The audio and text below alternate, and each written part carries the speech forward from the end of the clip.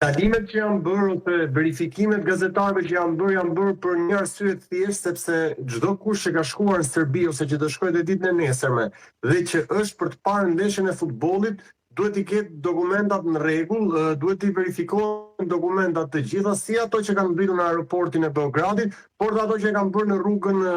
me makinë që kanë shkuar nga Kosova dhe kanë kaluar kufirin. Fakti është që kjo e Shako Hoxhës, unë e dëgjova mbasditë në fakt dhe u informova, ka të bëjë me një intervistë që ka dhënë dikur Ismail Morina, ballisti, ekskluzive për Shako Hoxhën dhe ndoshta ajo lidhja me ballistin me Shako Hoxhës mund të jetë bërë pak sebeb për ta mbajtur pak më shumë. Po të njëjtat gjëra kanë bërë dhe me kolegët e mi, i kanë verifikuar edhe në hotel ku do qëndrojnë, sa qëndrojnë, si do qëndrojnë, në stadium, aparaturat, kamerat që kanë marrë me vete, pra çdo gjë ka kaluar në filtr dhe më pas sjellja ka qenë korrekte, nuk është se ka pasur probleme. Por ky fillimi ka qenë i tillë, domethënë me këto pengesa. Nuk është se domethënë është bërë kaq e madhe, por ndonjëherë zmadhohet më shumë. Unë dua të sqaroj një moment që më pëlqeu sot gjatë konferencës, nuk e di, e keni parë ju ka shpëtuar,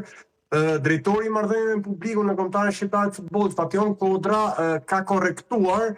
gazetarin serb që gjatë konferencës së Silvinios po i përkthente fjalitë e Silvinios ndryshe. Po mirë, kur jemi tek ndeshja, pra e pam sot ka munguar flamuri i Shqipërisë në stadiumin në Leskovës, pra që është afër 100 km afër kufirit me Kosovën. Pra, lexova mediat në Serbi të cilët kanë shkruar se flamuri do të vendoset nesër para ndeshjes, por zakonisht e protokollet ky vendoset një ditë para ndeshjes, pa ku edhe ekipi arrin aty për stërvitje. Kjo ishte një si tip pakmarrje e vogël dhe lidhet me faktin e asaj që ndodhi në Air Albania Stadium, ku flamuri i Serbisë ishte shumë i vogël. Pra ishte një nga ato flamurat që vendosen, e ke parasysh të veçlit fare, domethënë,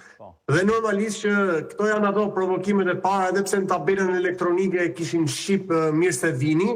por fakti është që presim çdo gjë nga serbët dhe ju e dini shumë mirë që kur serbët nisin të organizojnë një ndeshje futbolli, organizojnë në gjitha planimetrit, nuk organizojnë vetëm fush. Kurse ajo që mua vjen keq si gazetarësh që sa herë vinë këtu në Shqipëri, ne mirë që nuk i japim baklava në aeroport, se qylymin e kuq ja shtrojmë gjithmonë, po janë gjithmonë të paprekur, gjithmonë të pa verifikuar si duhet, jo në atë njësinë e jashtëzakonshme dhe kjo nuk shkon në nivel federate, po kjo shkon në nivel më lartë dhe për këtë më vjen keq. Dhe ne domethënë kur shkojmë jashtë ose kur shkojmë në Serbi e kështu, qifemi me një sy më ndryshe, kurse ato priten më ndryshe, ato që një ushtri. Ne në drejt kemi qenë bashkë nëse të kujtohet në Air Albania Stadium dhe po shikonim ndeshjen te pjesa poshtë dhe po ta shikoj ishin rreth 20-25 gazetarë aty dhe madje kishin zënë dhe vendet e shqiptarëve, të kujtohet besoj, ishin bashkë. Po, aty kemi qenë, po.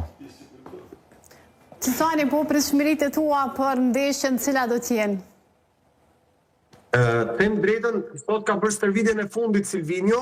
nga ajo që mësova ishte që kishte 2 balotazhe të lehta, le të themi. Pak a shumë Silvinio 99% e ka caktuar formacionin, Silvinio nuk para del nga skemat e tij, ato skema dhe ato lojtarë që e kanë sjell deri këtu, le të themi, atyre i beson. Ka ndryshuar tani një gjë që këtu është e çuditshme. Dikur thoshte që do të luajnë lojtarët që janë më në formë, domethënë në këtë kombëtare. Kurse sot deri teori tjetër që nuk ka rëndësi nëse luajnë apo jo me klubin e tyre, ka rëndësi që unë të kem besim te këto lojtarë.